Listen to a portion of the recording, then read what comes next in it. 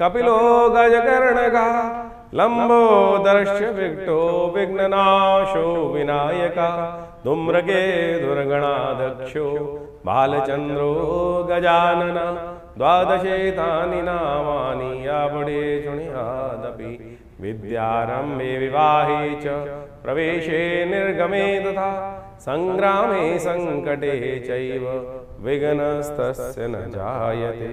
4 तारीख का दिन बुधवार का अवसर, नवमी तिथि विद्यमान है और इस दिन ग्रह नक्षत्रों के दृष्टिकोण से ग्रह थोड़े हल्के बनते दिखाई दे रहे हैं। ध्यान रखिएगा स्वास्थ्य के मामले में हल्की सी कुताही भारी पड़ सकती है। मौसम गर्म है तो इसलिए पानी थोड़ा देख दाख के पीजिए। कहीं ना कहीं सर्दी जुकाम नज़ला थोड़ा परेशान कर सकता है। हो सके तो शिव का ध्यान करें सुबह सुबह। भगवान शिव का महामृत्युंजय मंत्र जप करने, महेश नवमी है तो भगवान शिव का ध्यान करने से स्वास्थ्य का लाभ प्राप्त होगा। हो सके तो थोड़ा सा चावल का दान भी कर सकते हैं, वो आपके लिए श्रेष्ठ रहेगा। 5 तारीख का दिन, उस दिन विशेष तौर पर ग्रह नक्षत्रों के दृष्टिकोण से गंगा दशहरा है और साथ साथ बटुक भैरव जयंती है। ये दोनों तिथियां बहुत विशेष हैं। इस कलिकाल में संपूर्ण मनोरथों को सिद्ध करने वाली हैं। एक तो पुण्य देने वाली है और दूसरा संकटों को हरने वाली है। उसका महत्व बताएंगे, लेकिन पहले समझ लीजिए कि मेष राशि वालों के लिए ग्रह नक्षत्र क्या योग बना रहे हैं। योग तो थोड़े हल्के दिखाई देते हैं। थोड़ा सा छोटी छोटी बातों पे कहीं मनोमस्तिष्क में नेगेटिविटी परेशान कर सकती है और साथ में ध्यान रखिएगा थोड़ा सा स्वास्थ्य के मामले में अननेसेसरी खर्चे बढ़ने के योग दिखाई देते हैं। शत्रु पक्ष थोड़ा सा कहीं ना कहीं आपको परेशान करता दिखाई दे रहा है, तो इसमें मामले में थोड़ा ध्यान रखते हुए कार्य करना ही आपके लिए सबसे अच्छा है। ऐसे में गंगा दशहरा है और साथ साथ बटुक भैरव जयंती है। भगवान बटुक भैरव जी क्या है, समस्त आपत्तियों से रक्षा करने वाले हैं। मंत्र है उनका ओम ह्रीं बटुकाय आपद उद्धारणाय कुरु कुरु बटुकाय ह्रीं स्वाहा। इसका महात्म्य शास्त्र में जो बताया गया है वो हम आपको बताने जा रहे हैं, उसको समझ लीजिए। गंगा दशहरा और बटुक भैरव जयंती एक साथ पढ़ते हैं गंगा दशहरा वाले दिन, यानी जो विशेष तौर पर ज्येष्ठ मास के शुक्ल पक्ष की दशमी के दिन। शास्त्र में कहा जाता है दशम पापम हरति दशहरा। तो मेष राशि वालों, गंगा दशहरा के बारे में आपने समझा। भगवान बटुक भैरव जी के बारे में भी बहुत सारे लोग जानते नहीं हैं इनके बारे में, केवल भैरव जी का स्वरूप भी जानते हैं, वो विकराल स्वरूप। लेकिन बटुक भैरव बड़े सौम्य हैं, 8 वर्ष के बच्चे के रूप में हैं और समस्त आपत्तियों से रक्षा करने वाले हैं। तो अवश्य इनका सानिध्य लें, इनका श्रद्धा के साथ पूजन करें, समस्त मनोरथ सिद्ध करने के योग बनेंगे। 6 तारीख का दिन और मेष राशि वालों के लिए ग्रह नक्षत्र दिखा रहे हैं ग्रहों का योग परिवर्तन का योग, और ये परिवर्तन का योग नया उत्थान देगा, राजयोग बनाने का निर्माण करता दिखाई दे रहा है। मन में उत्साह के साथ साथ बृहस्पति से दृष्ट होकर चंद्रमा का परिवर्तन का योग बनेगा, लेकिन अभी थोड़ा समय है। ये दिन थोड़ा सा उठापटक वाला रहेगा। ध्यान रखें, उसको ठीक करने के लिए भगवान विष्णु का स्तवन करें। हो सके तो व्रत रखें। निर्जला एकादशी भीमसेन ने भी रखी थी, और भीमसेन जैसा ताकतवर बड़ा भारी शरीर वाला व्यक्ति निर्जला एकादशी का व्रत व्यास जी के कहने पर उन्होंने रखा। तो मेष राशि वालों, आपने समझा निर्जला एकादशी का अद्भुत महत्व। इस दिन एक ग्रह परिवर्तन की तरफ जा रहे हैं और वो हैं बुद्ध महाराज। बुद्ध महाराज तृतीय भाव में आपके प्रवेश करेंगे, अपनी राशि में प्रवेश करेंगे। अस्त ज़रूर है लेकिन हैं बहुत पॉजिटिव, और इनका ये नया इनोवेशन की तरफ, नया रिसर्च की तरफ, नया कुछ शोध, नया कुछ समझ डेवलप करने का रास्ता आपके लिए खुलता दिखाई दे रहा है। हो सके तो बुद्ध को थोड़ा शक्ति प्रदान करें, हो सके तो थोड़ा सा गणेश जी को पीले पुष्प ओम गंगणाधिपतये नमः इस मंत्र का जप करते रहें, उससे अच्छा पॉजिटिव चेंजेस रहेगा।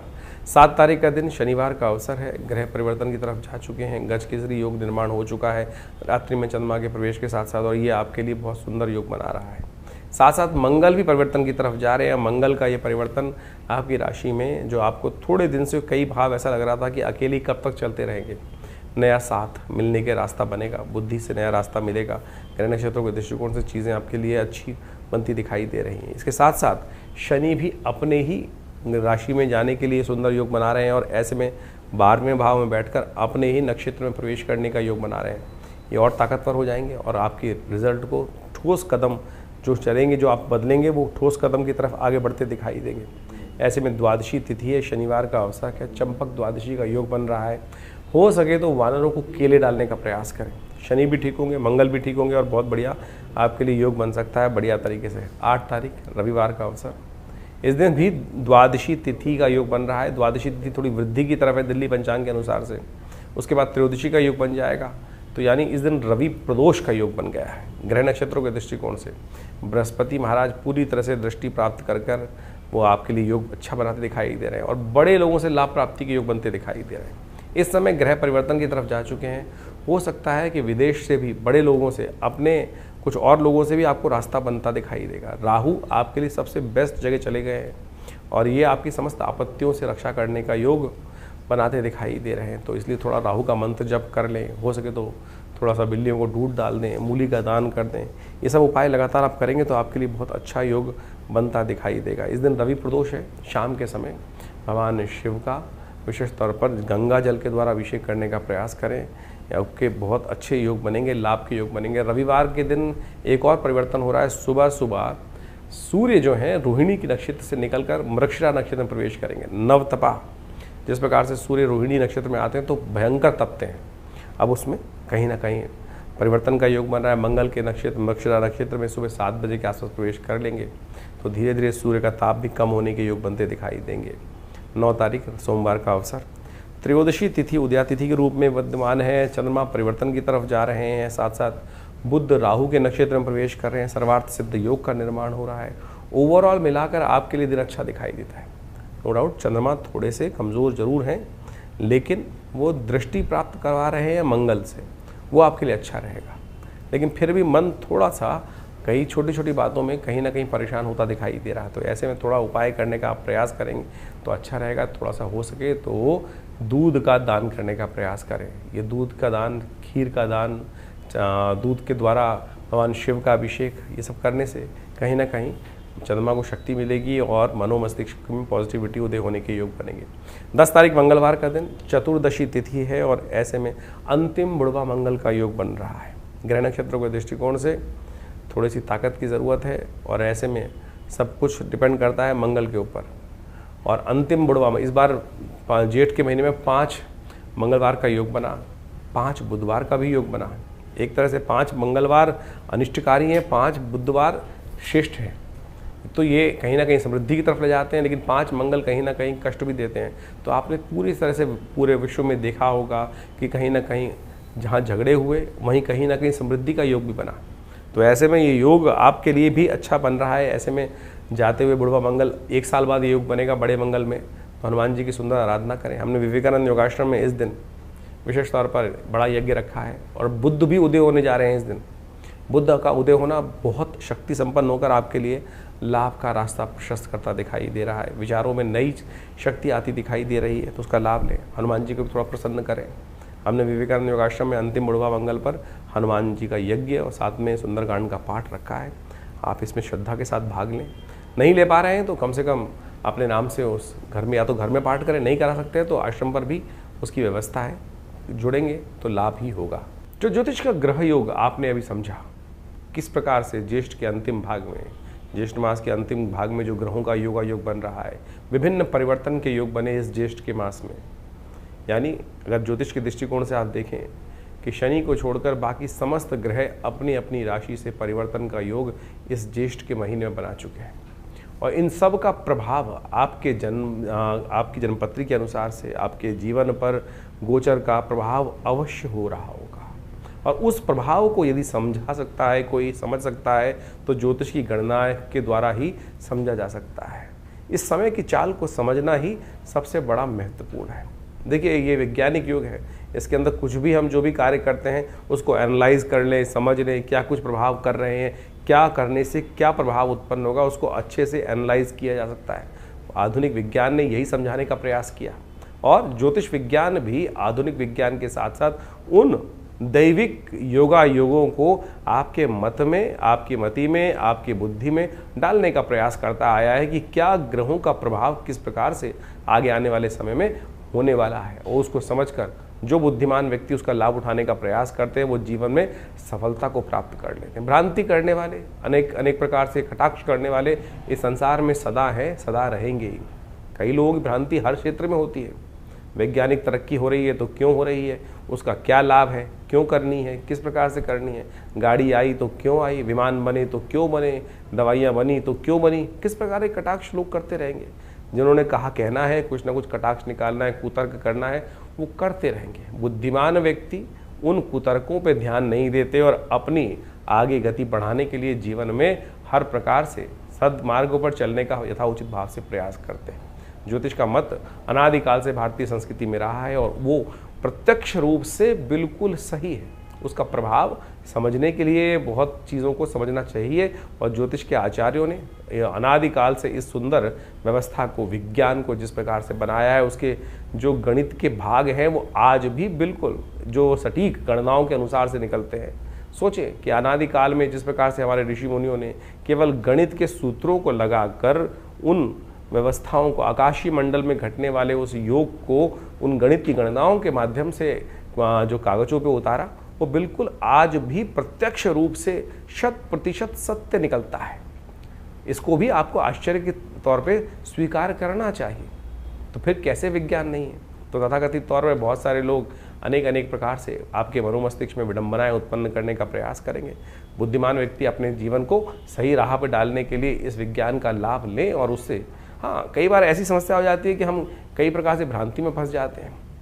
अब ज्योतिष के अंदर एक कारण जानने का रास्ता बचा है कि जीवन में घटना क्यों घट रही है। ज्योतिष के अंदर जो योगायोग है उसको कर्म के द्वारा बदला जा सकता है। कि सिद्धांतिक तौर पे मान लीजिए आपकी जन्मपत्री में कई बार क्या होता है कि किसी कुंडली में बहुत अच्छे योग हैं, किसी कुंडली में बहुत खराब योग हैं, लेकिन फिर भी वो अच्छे योग कार्य नहीं कर रहे हैं और जो खराब योग हैं उनका प्रभाव जीवन में ना चाहते हुए भी हो रहा है। कारण क्या है? कारण है कर्म, सही दिशा में किया गया कर्म।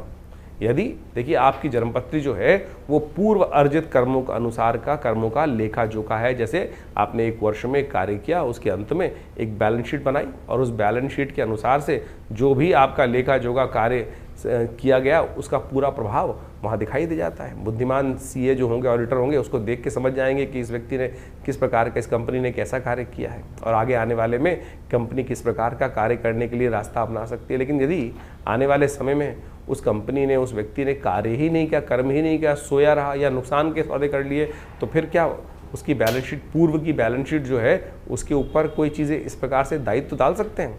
तो वही प्रभाव आपकी जन्मपत्री का है कि आपकी जन्मपत्री जो जन्मकालीन समय में बनकर आई है वो पूर्व अर्जित कर्मों का लेखा जोखा लेके आई है। जिस दिन से आपका जन्म हुआ उस दिन से आपके ग्रह योगों के साथ साथ आपका कर्म जुड़ जाता है।